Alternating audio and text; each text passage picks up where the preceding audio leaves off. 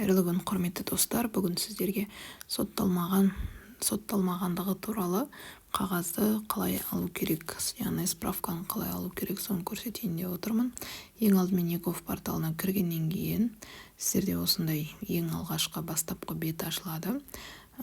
Ол жерде кіру батырмасын басып, еговқа бірінші кіріп алсаңыздар болады, немесе тіркелу батырмасын басып, тіркеліп алсаңыздар болады. Одан кейін астына қарай түссеңіздер, жұмысқа орналастыру және жұмыспен қамту яшығына кіресіздер. Содан кейін оның ішіне кіргеннен кейін осындай списктің ішінде соттылығы болу немесе болмау туралы анықтама алу дегенге басасыздар. Әрине, сосын онлайн сұрау батырмасын басу арқылы сіздер келесі қадамдарды басуға өтесіздер.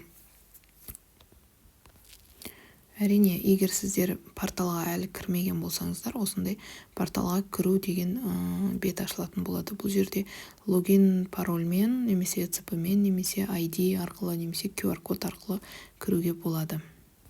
Ең біріншісін таңдап, логин арқылы кіруге де болады негізі. Ол жерде телефон номеріңіз жазып, келген кодты тересіз. Екіншісінде дайын өзіңіздің ECP кілтіңіз арқылы кіруге болады. Яғни алдын ала сақталынған, алдын ала алынған ECP кілт арқылы кіруге де болады. Ал үшіншісі ол Digital ID, яғни ID деген сізді суретке түсіреді. Сосын егерде портал программа сізді танитын болса, сол уақытта сіздің түріңіз арқылы порталға кіріп кететін болады. Ал ең соңғы сол QR-код арқылы.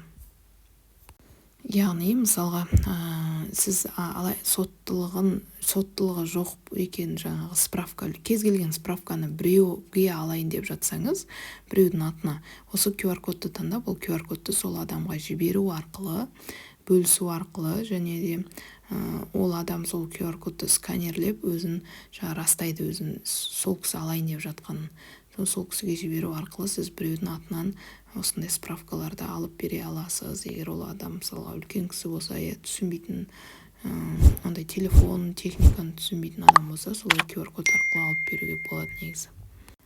Ал егерде QR-код арқылы алыстағы туысыңызға, танысыңызға ECP кілт алып беру жолы туралы мен каналымда видеом бар, міндетті түрде кіріп көрсеңіздер болады. Ал енді ары қарай порталға кіріп алғаннан кейін соттылығын болу немесе болмау туралы анықтама беру деп тұрады. Бірінші қадамда апостилім дегенді негізі таңдамай қойған дұрыс. Себебі ол кішкене қиындау жолы болады. Яғни бұл жерде өздеріңіз көріп тұрғандарыңыздай көп бағаналарды толтыруға тура келеді, және оны ұзақ күтесіз.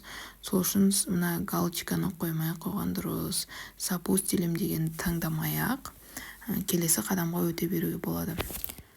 Яғни екінші қадамда тек қана подписать деп шығады, соны батырманы басасыздар да үшінші қадамға өтесіздер.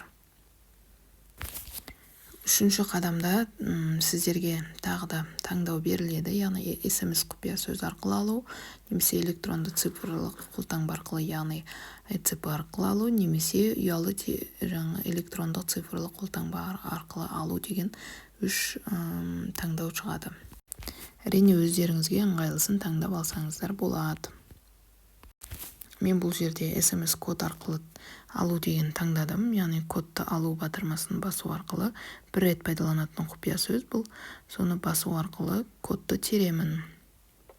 Кодты тексеріп болғаннан кейін, егерде жіберген кодыңыз дұрыс болса, сіздерге келесі бет ашылатын болады. Бұл жерде обновить батырмасы шығады жасылмен. Соны қайта басып отырасыздар да, примерно бір 3 минут немесе 4 минут күтулеріңіз мүмкін. Обновить, немесе қазақша жаңарту батырмасын басу арқылы өздеріңіздің анықтамаларыңызды ала аласыздар. Жаңарту батырмасын басып отырғаннан кейін осындай қазақша және орысша түрі сіздерге ұсынылатын болады. Өздеріңізге ыңғайлысын скачать етіп аласыздар. Енді келесі телефондағы егов приложениясы арқылы осы справканы қалай алуға болады, соны көрсетейін. Бұл жерде егов приложениясына ең бірінші кіргеннен кейін осы бастапқы бетте астына қарай түссеңіздер, справка о наличии либо отсутствии судимости деп жазылып тұрады. келесі бетте осылай аты жөндеріңіз жазылып тұрады. Бұл жерде де с апостилем дегенді таңдамайсыздар. Подписать батырмасын таңдайсыздар. Подписать батырмасын таңдағаннан кейін осындай бет ашылатын болады. Бұл жерде тоже сіздер обновить статус деп отыра бересіздер, пока сіздерге документ түспегенше. Обновить статус деп отырғаннан кейін міне осындай тура компьютердағыдай сіздерге документ түсетін болады. Осындай документ ашылғаннан кейін оны скачать етіп алуға немесе басқа біреуге жіберуге болады.